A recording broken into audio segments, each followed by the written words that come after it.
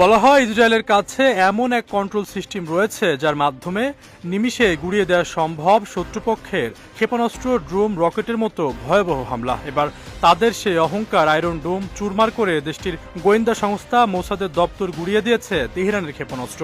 ইরানের revolutionary guard corporation দাবি করেছে তারা ইসরায়েলের সামরিক গোয়েন্দা সদর দপ্তর এবং গোয়েন্দা সংস্থা মোসাদের একটি অভিযান পরিকল্পনা কেন্দ্রে ক্ষেপণাস্ত্র হামলা চালিয়েছে। মঙ্গলবার ইরানি সংবাদ মাধ্যম তাসনিম এবং কাতার ভিত্তিক আল জাজির এক প্রতিবেদনে এই তথ্য নিশ্চিত করেছে। আইআরজিসি এক বিবৃতিতে জানায় তাদের অ্যারোস্পেসে ফোর্স ইউনিট অত্যন্ত সুরক্ষিত বিমান প্রতিরক্ষা বেষ্টনীর মধ্য দিয়ে ইসরায়েলের হারজেলিয়া শহরে হামলা চালায়। লক্ষ্যবস্তু ছিল মোসাদ ও ইসরায়েলি সামরিক গোয়েন্দা আমানের স্থাপনাগুলো।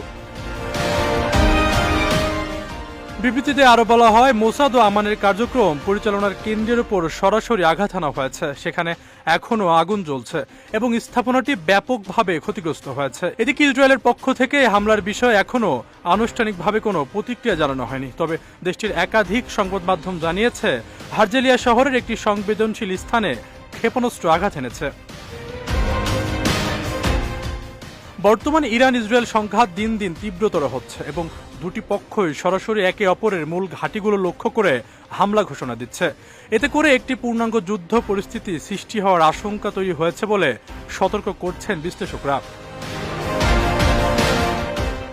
ইহুদি রাষ্ট্র ইসরায়েল দীর্ঘদিন ধরে উত্তপ্ত করে রেখেছে মধ্যপ্রাচ্যের রাজনীতি। বিশেষ করে ফিলিস্তিনে গণহত্যা, ইরানের সঙ্গে চলমান উত্তেজনা মধ্যপ্রাচ্যে একটি ভয়াবহ যুদ্ধের বিষয়টি আরও বেশি জটিল করে তুলেছে।